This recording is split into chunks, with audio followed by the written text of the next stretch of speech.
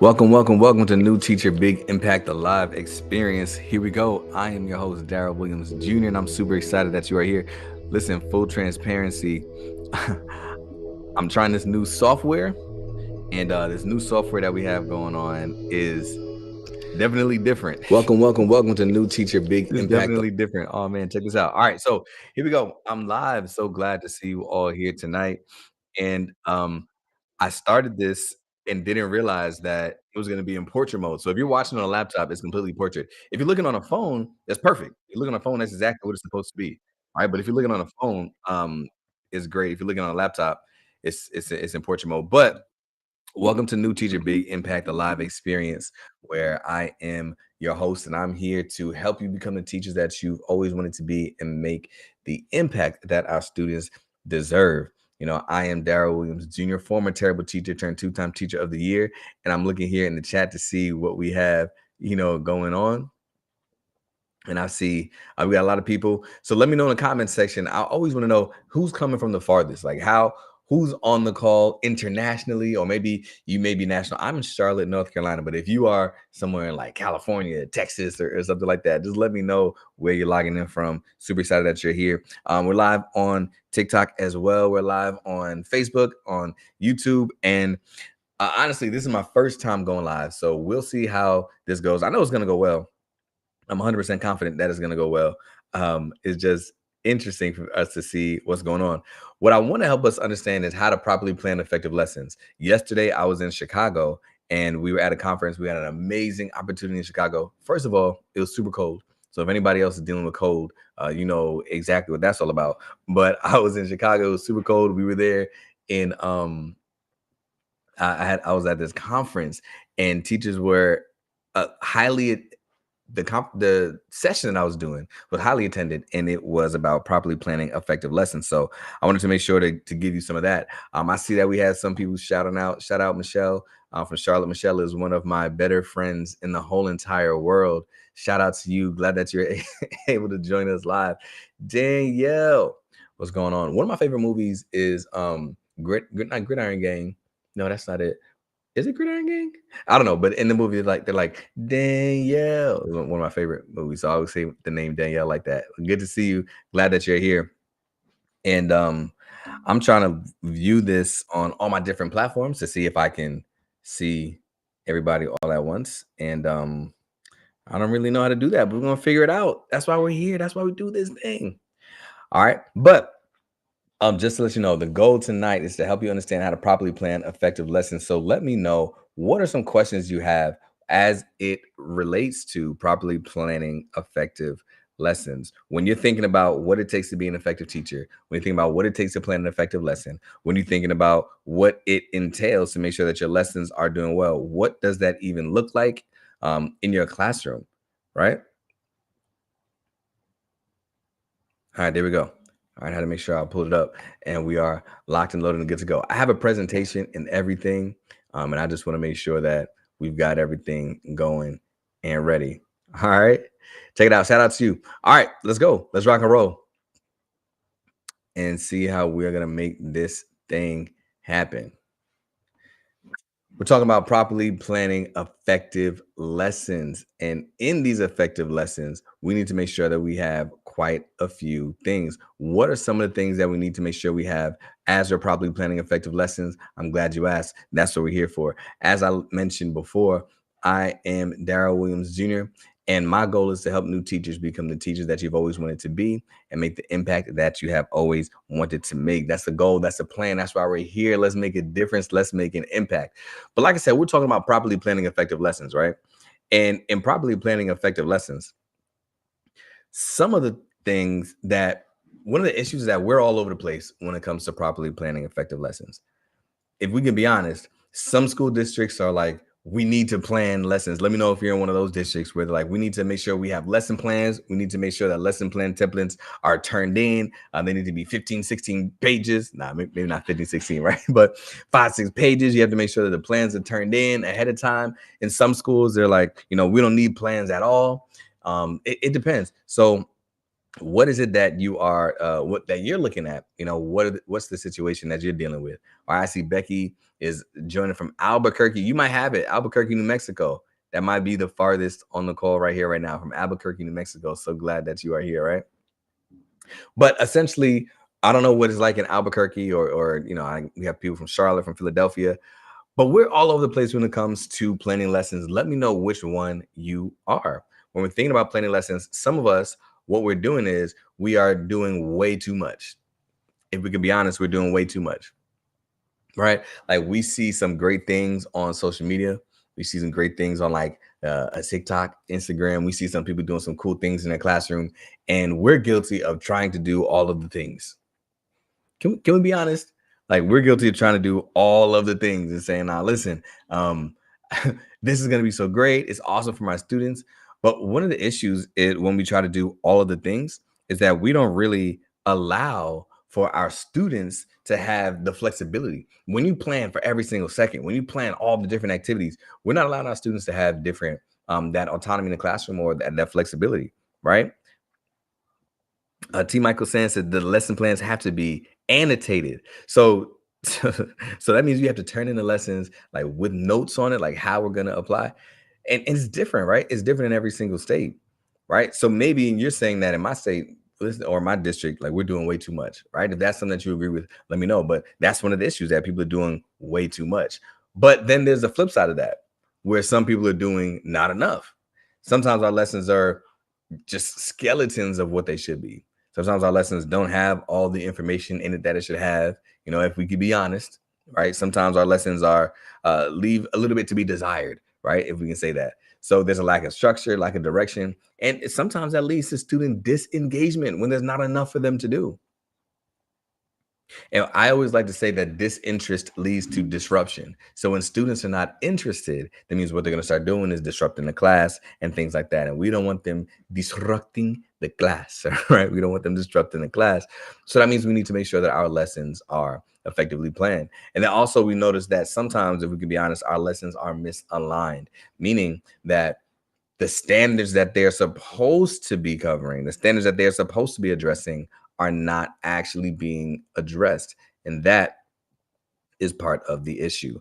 All right. So when we're thinking about all the different things that it takes in order to plan lessons, if we can be honest, yeah, like we're all over the place. And when we're all over the place, one of the issues that it leads to is that essentially we're not positioning our students to reach their full potential. When we have improperly or poorly planned poorly planned lessons, we're not helping students to reach their full potential.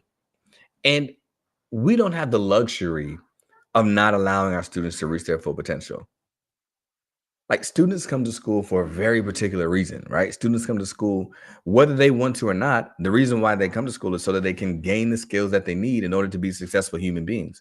That's character development, social emotional learning, content knowledge. There's so many reasons why they come to school. And if as educators we show up and we aren't confident in our lesson plans, whether we're planning too much, not planning enough, or our lessons are misaligned, how are we going to actually impact the students that we signed up to impact? We're not helping them reach their full potential. And I don't want that for you. I don't want you to be the teacher that is feeling inadequate, feeling like you're not making a difference, feeling like you're not doing the things that you're supposed to do because you don't know how to plan lessons. So if it's all right with you, I want to help you be able to plan effective lessons. Now, again, you can make sure that you ask questions. I'm here. This is live. I don't know if maybe it looks like a pre-recording, but it's live. I'm here. I'm looking at the comments. I see people that are commenting. I see you're joining as you're joining live on this Tuesday night, right? I'm in Charlotte, North Carolina, so it is 6:39 my time. Whatever your time is, hopefully you are out of the cold. I know some people were a little chilly. Like I said, I was in Chicago yesterday and it was freezing cold. It's not, I'm never going back. No, that's not nice. I'll go back in the summer. Like the winter, I just don't like being cold, y'all. I don't know if there's anybody else that connects with that. Anyway, so we want to make sure that we are properly planning effective lessons. And in properly planning effective lessons, it's not really that hard. I want to help you make sure that you properly plan effective lessons so that you can increase student engagement. In order to properly plan effective lessons, all you really have to do is focus on the essentials. That is one of the that's one of the it's actually very simple. Just focus on the essentials, right? But what do I mean when I say focus on the essentials? What do you mean when you say just pay attention on the essentials? If you see what's on the screen, that those are some examples of um man, it slipped my mind. So at the beginning of every sporting event, every major sporting event, whether you're in schools, whether it is a professional sporting event, at the beginning they're going to play the national anthem. Whether you agree with it, whether you stand, whether you put your hand on your chest or not, whether you kneel, no matter what you do, they're going to play the national anthem at these professional sporting events, and they're always going to have somebody to sing that national anthem. Sometimes it's going to be really good. Sometimes it's not, right? Sometimes somebody's going to sing the national anthem, and it's not going to be all that good. Well, if that's the reason why that's the case, is because there's a lot of differences in people, and I've seen some really bad, really bad um, national anthems. I don't know if you all have seen what's her name? Fergie, right? Or some of these other people who tried to sing the national anthem and it didn't do well. So whether or not you agree with the national anthem, you'll stand there, and when they start singing the national anthem, you'll sit there and judge, like, all right, is this going to be good or not? And sometimes they're going to mess up the national anthem. Why? Because they're singing over singing, they're adding all the riffs, the runs, they try to be all special. They didn't realize how high the word free was going to be. Like, like when you're doing the national anthem, like there's so much that could go wrong. Or sometimes people miss the words. You ever heard somebody sing the national anthem and did not know what the words were? That's real. That's possible. People can try to sing their national anthem and not know what the words are. So now some people are over singing it, adding all the riffs, the runs, and all these types of things. Some people don't even know what the words are. And then some people, they try to jazz it, they try to R&B it, they try to change the beat. Like you're doing way too much. Personally, I think that the best version of the national anthem was actually Whitney Houston. I think the best national anthem that we've ever experienced as a human race was sung by Whitney Houston. It was tactful. She knew all the words. She eloquently spoke all the words. She said everything that she had to say. You understand what I'm saying? Right? She sang it. She added her own little Whitney flair. And when I say focus on the essentials, one of the ways that people successfully sing the national anthem is by focusing on the essentials. Do you know the words? Right? Are you just going to sing the accurate and the right notes? Okay. And the same thing can be said about our classroom lessons. When you're planning your lessons, are you just meeting the basic requirements? Is it aligned to the standards? Right? Are you making sure that students are adequately challenged, or are you doing way too much? Is it even aligned to the things that you are supposed to be? Right? We just have to make sure that it's not doing way too much. All right, so let's see what Becky has to say. Becky's saying, all right, for example, I always have a warm up, bell work, do now, whatever you call it, but it's always done at the beginning of class. All right, that's awesome, Becky. I love that you have that. That's fantastic. What is the purpose of the bell work? What's the purpose of what's walking in class? There's a couple of different reasons. Sometimes people utilize bell work because it is a classroom management strategy. Sometimes it's routine setting. Like I'm gonna put bell work on so that when students come in, they have something to do, right? So that they can come in, they can reset, they can get quiet or something like that, and they can work. There's no talking during my bell work. I just saw a video about that on Instagram a couple of moments ago. One of my friends, posted that video. So sometimes people use it as a classroom management technique, but sometimes people use bell work to activate prior knowledge.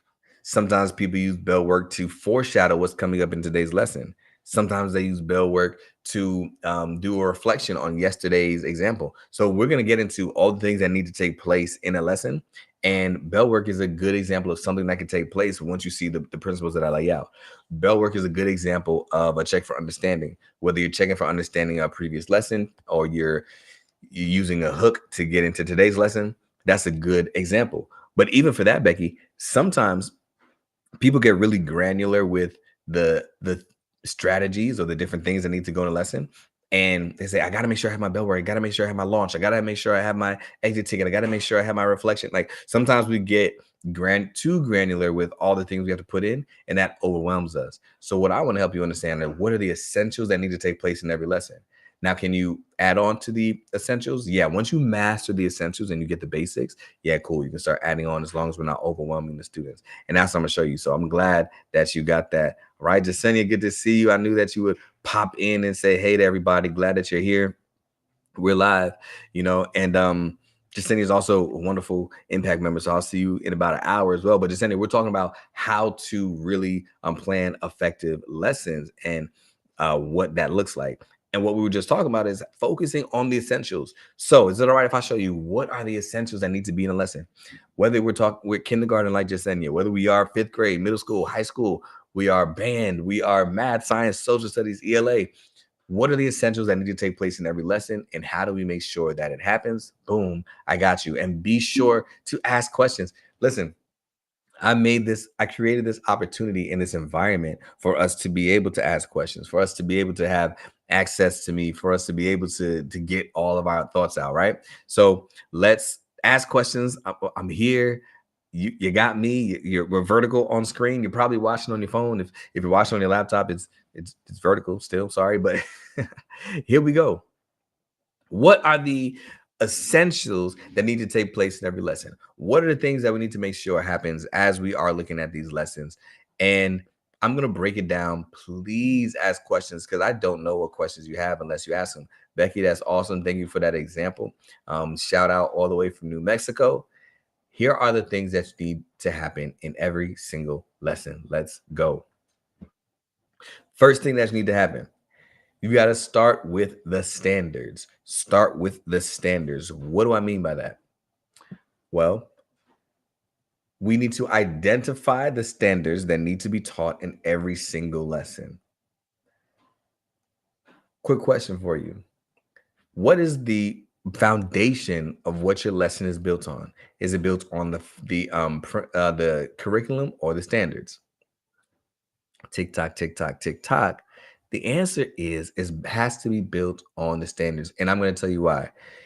I always use this example. It's a biblical example, but that's what works for me, right? But in the Bible, we talk about the parable of building the house on the sand versus building the house on the rock.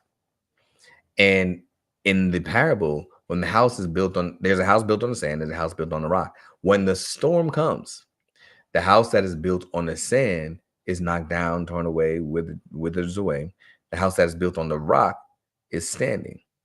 Now, a lot of times people use that biblically to say, that's why you have to build your foundation on the rock, which is Jesus Christ and things like that. But let's also think about it as it relates to the classroom, because when I think about any foundation, a foundation that is built on the rock always is going to be sturdier than a foundation that's built in sand. What the difference between a rock and sand is that rock is firm, it's solid, it's unmoving, it's unchanging. Sand is grainy, it's soft. When you apply too much pressure, it changes, it slips, it's malleable, right? Like these are all qualities of sand. There's a vast difference, which is why a foundation of rock, solidness, concrete makes a lot more sense than a foundation of sand.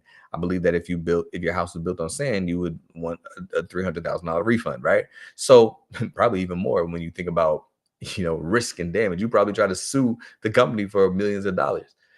But so when we're creating our lessons, we also have to think about what is the rock foundation of lesson planning. Is it going to be the state standards or whatever standards you adhere to, or is it going to be the curriculum? Which one is more like a rock? In my experience, I've taught for 6 years middle school math, and then I moved into social studies. Well, goodness gracious. I taught 6 years middle school math, and then I moved into an instructional coach. Then I was an assistant principal. And as an instructional coach and assistant principal, I understand how curricular decisions are made. And a lot of times we make decisions year to year based on money, based on finances, access to resources. Sometimes we have a grant that will allow us to get an expensive curriculum, a lot of resources and consumables and things like that. Sometimes we don't have the money to afford the curriculum that we actually want, but we know we have to get teachers something. So we get them something and give them access to it. What I'm saying is year over year, sometimes every 2-3 years, curriculum is going to change. District is going to say, "Oh, this curriculum worked versus this curriculum doesn't."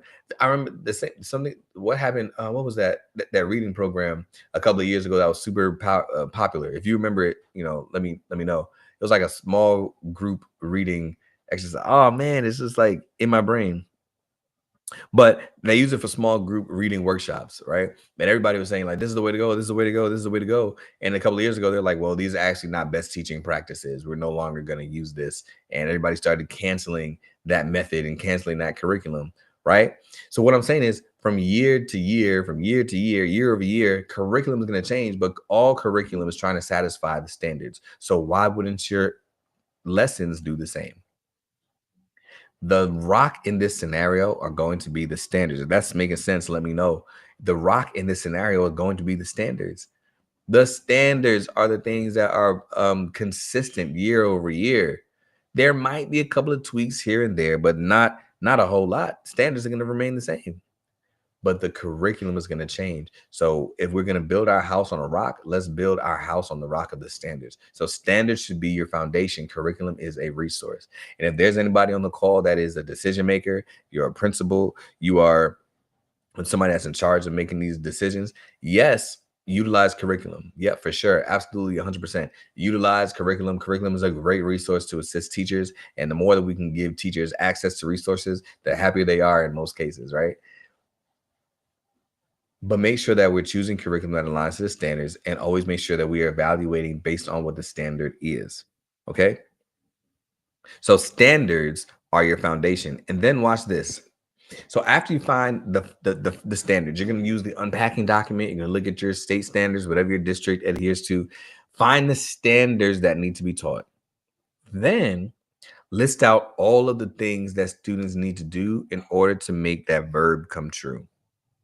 List out all the things that students need to do in order to make that verb come true. And what I mean by that, when I say in order to make that verb come true, I mean like what needs to happen in order for the verb in that standard to come true? What is the verb in that standard? Well, the verb in that standard is going to be understand, it's going to be apply, it's going to be create, it's going to be illustrate, it's going to be do, it's going to be, like the verb in that standard is going to be the thing that we are asking students to do. So when we're saying to do the verb that is in that standard, what we're saying is figure out what the standard is and utilize the or make help students to be able to see, understand and do what the verb is.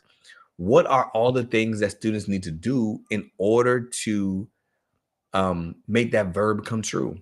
Start listing those things out. And I mean, honestly, actually listing those things out. Start listing out all the things students have to do.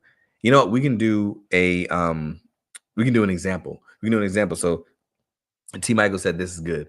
We can do an example. Let me do an example. Let me bring this back up on the screen, a real life example, because I want you to see what I'm saying.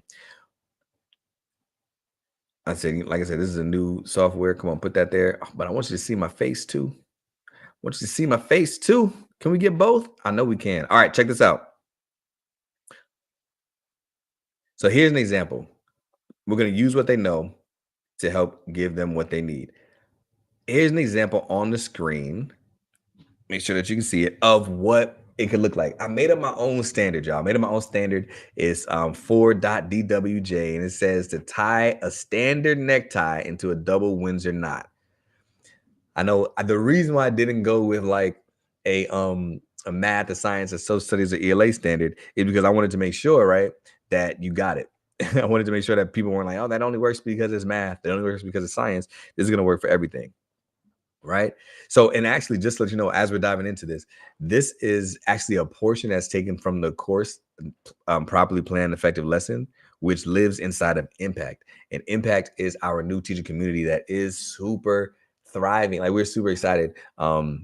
And it's courses, community, and coaching. So the courses, you're going to be able to find lessons just like this to help you properly plan an effective lesson, to help you manage the classroom, as well as a thriving community where you can ask questions, just like I'm talking to Jasenia, I'm talking to Becky, I'm talking to T. Michael, right? Like having all these conversations.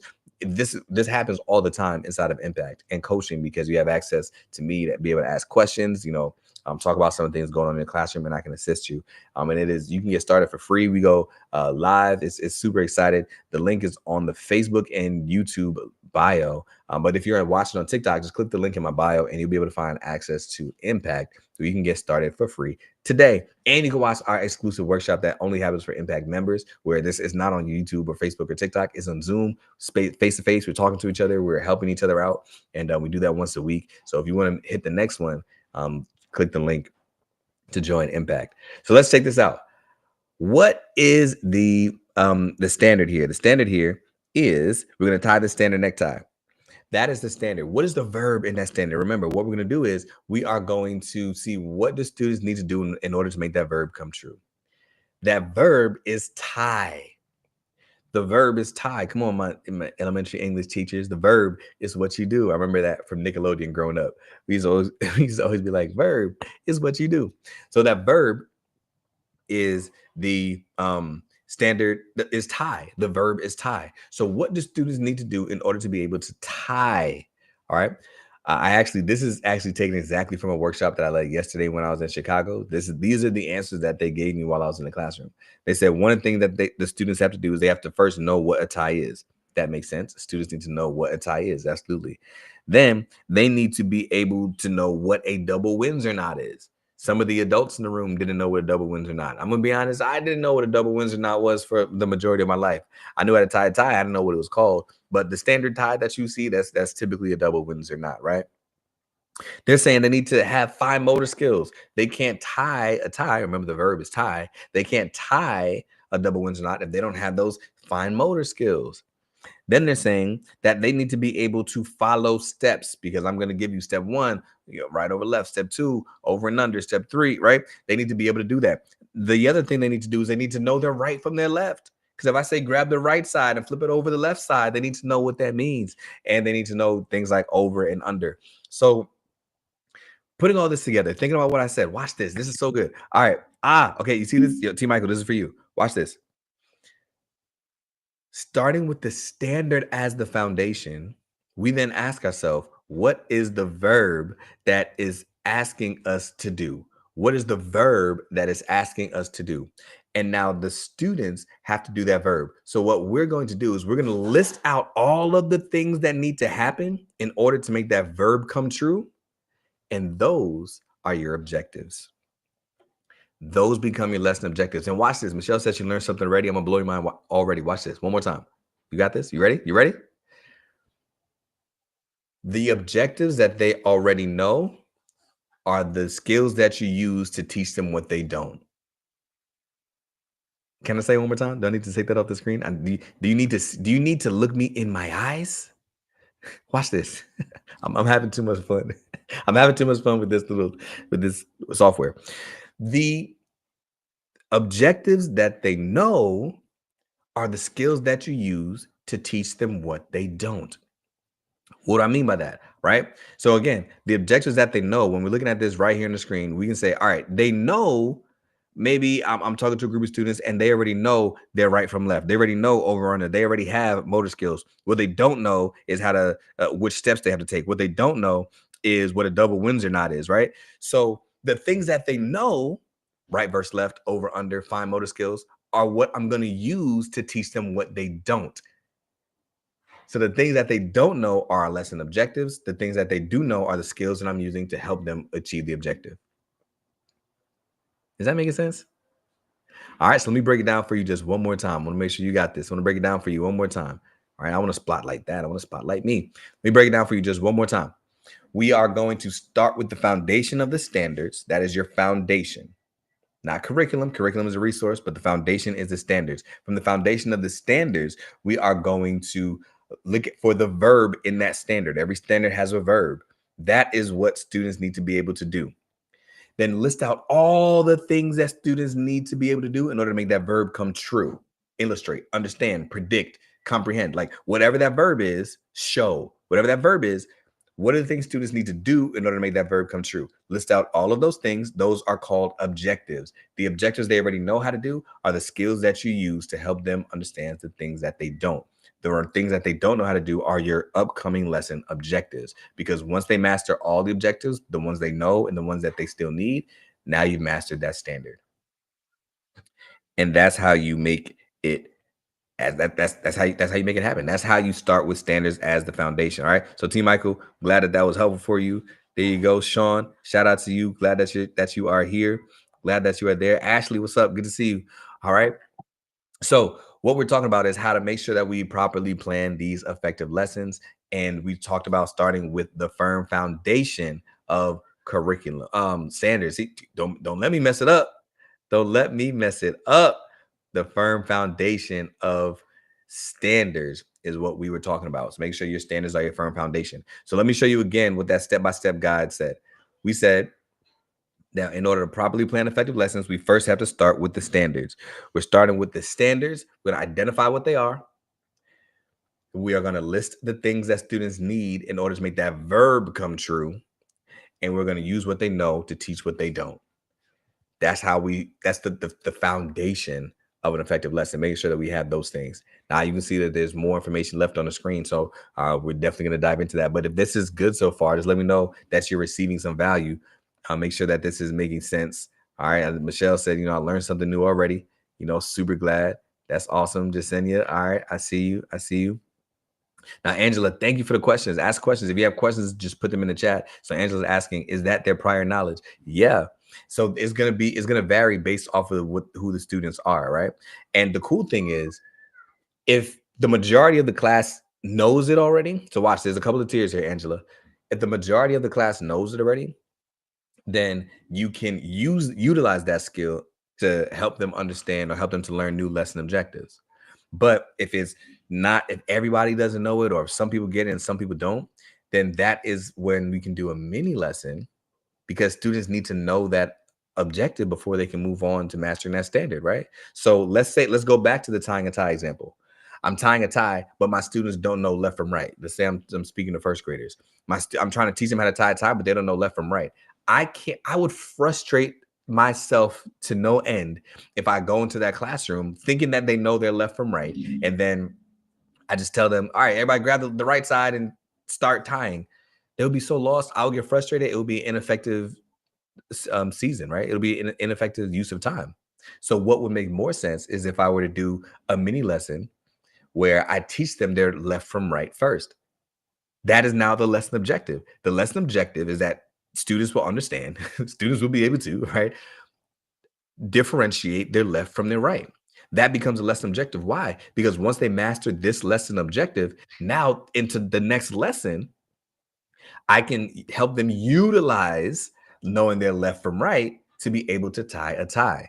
Again, the reason why I use this example, and Angela, if that wasn't clear, let me know. The reason why I use this example is because I didn't want you to say, oh, that only works for math, that only works for science, that only works for ELA. I use this example so that you can get a clear picture.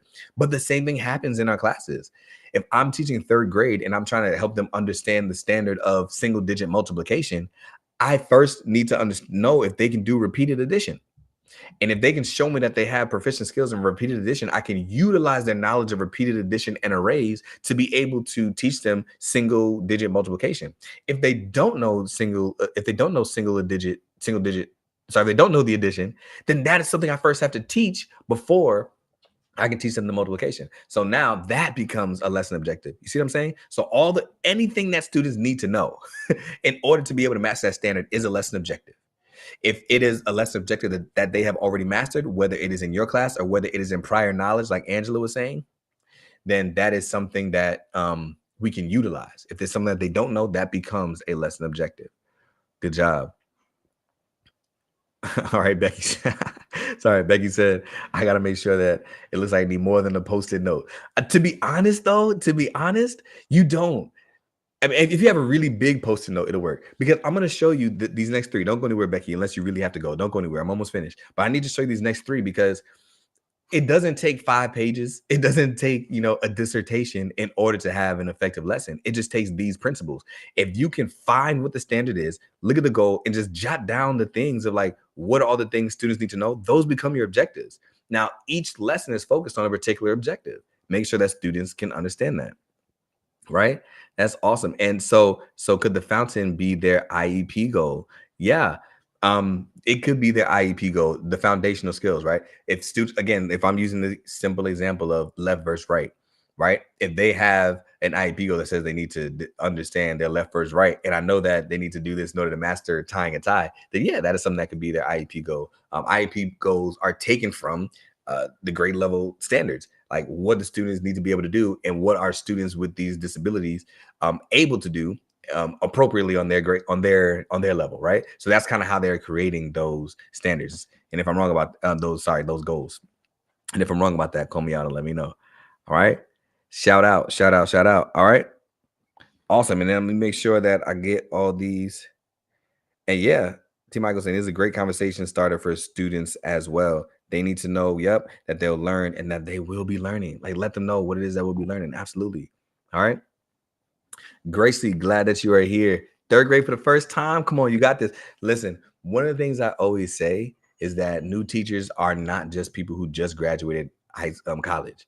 A new teacher is somebody who's experiencing newness as they are in the classroom this year. And Gracie, you are teaching third grade for the first time. Yeah, I know that feels new. So I'm glad that you are here as I help support you along the way. This is a great time to remind you, listen, impact is our new teacher community. And that is where we have conversations like this all the time, sometimes live, just like this one, sometimes just on the discussion board, right? So the link is on the Facebook page, it's on the Facebook stream where you're seeing this, it's on the YouTube stream where you're seeing this. But if you're watching this on TikTok, click the link in my bio and you'll be able to see it. But Impact is a thriving new teacher community where we are helping to support each other become the teachers we've always wanted to be through conversations just like this, right? And you can see the engagement in the chat. We have a discussion board. We're winning prizes like clearing the Amazon wish list, earning merchandise and things like that. It's such a fun place to be because I knew that I needed to create a space that people wanted to actually be with somebody that they enjoyed learning from. So like if you're still here live on the call, you gotta enjoy learning from me, right?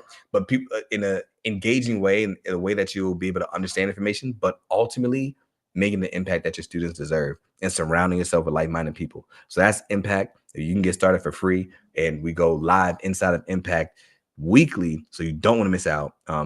Impactcourses.com. But again, the link is in my description. All right. So check this out. The next thing that we have to do, I'm glad that you're getting value from it. Angela, I'm glad. The next thing that we have to do is make sure that we add your own uniqueness. You know me, add your own uniqueness. Why add your own uniqueness? I like to put it like this. I wouldn't call myself a foodie. And actually, I'm trying to cut back on certain food items, not because it's 2025, just because it's time, right? So I'm trying to cut back on dairy. I'm trying to cut back on fried foods, lower cholesterol, and things like that. So it's gonna be hard for me to give up macaroni and cheese because that's one of my favorite things. I'm going to be honest, it's one of my favorite things. I've kind of mastered it over the last couple of years, and I don't know if Michelle is still on or still watching. But don't say anything. But my macaroni and cheese is like really, really good. And but what's going on, Lori? Glad that you were able to pop in for a minute. But Lori, you heard me talk about this before. People often recommend or refer me to different places. And they're like, you got to try this. They have 6 cheese mac and cheese. They got the best mac and cheese in Charlotte. This macaroni and cheese is amazing. And there's so many different types of macaroni and cheese. I've seen white macaroni and cheese. I've seen baked macaroni and cheese. I've seen not baked macaroni and cheese. I've seen Kraft macaroni and cheese. Not my favorite, but it exists, right? I've seen macaroni and cheese with crumbles on the top, on the top. But what I'm saying is,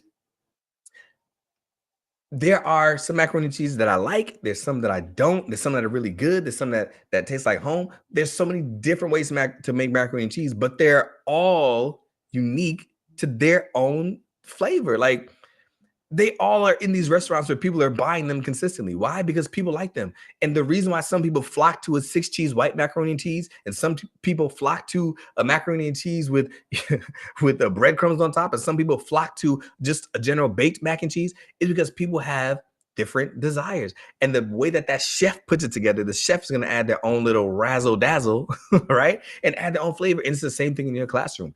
You're not going to teach the standards the same way as the person across the hall.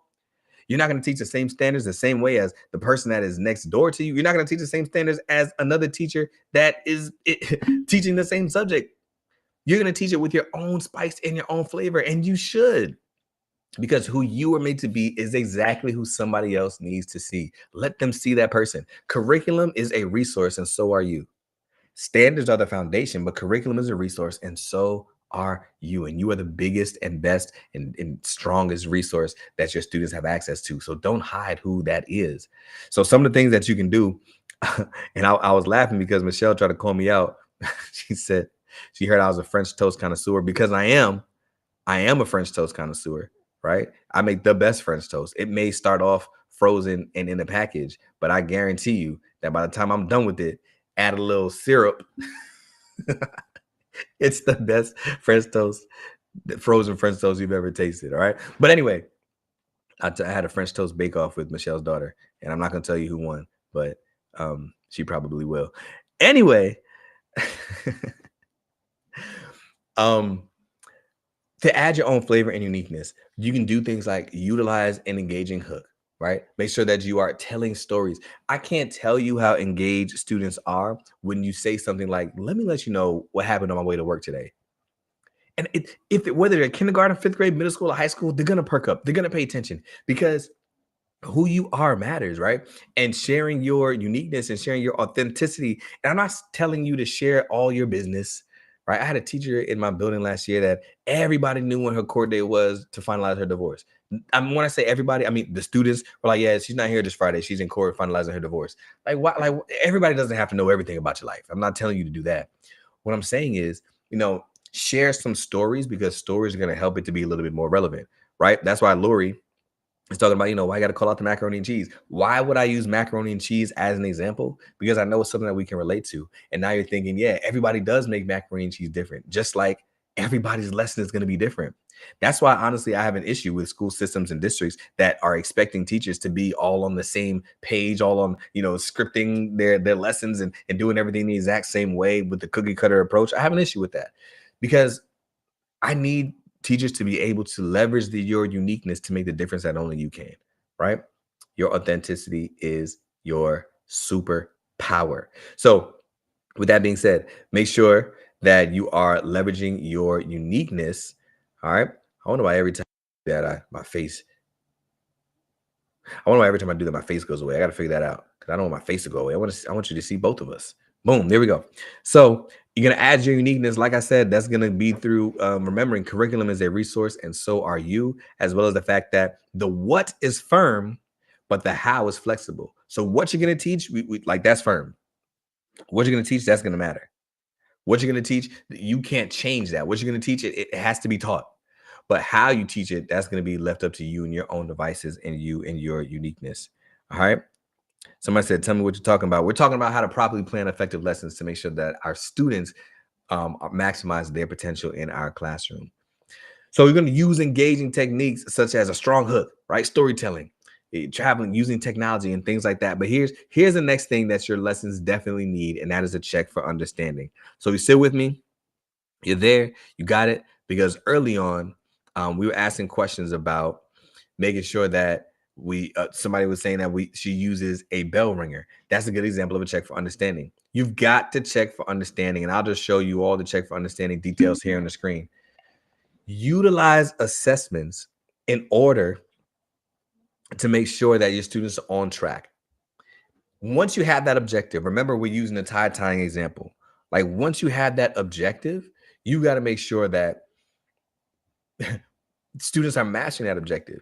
If you want students to be able to understand their left from their right, you have to check and see if students know their left from the right before you get too deep into that lesson, right? So check and make sure that what you are expecting students to know are the things that students actually know.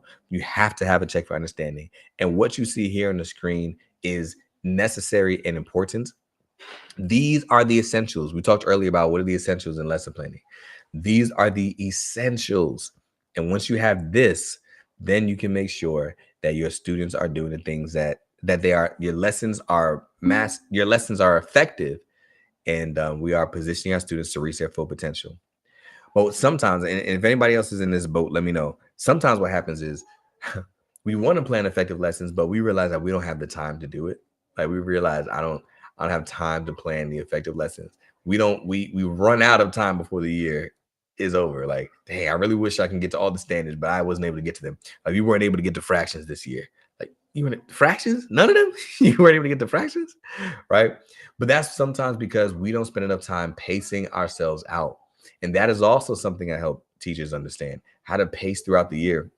And as a matter of fact, I have a resource that's called the PACE framework, PACE, and it tells you how to pace throughout the year so that you don't miss out on um, teaching all the standards. And notice I didn't just say covering the standards, but teaching on all the standards.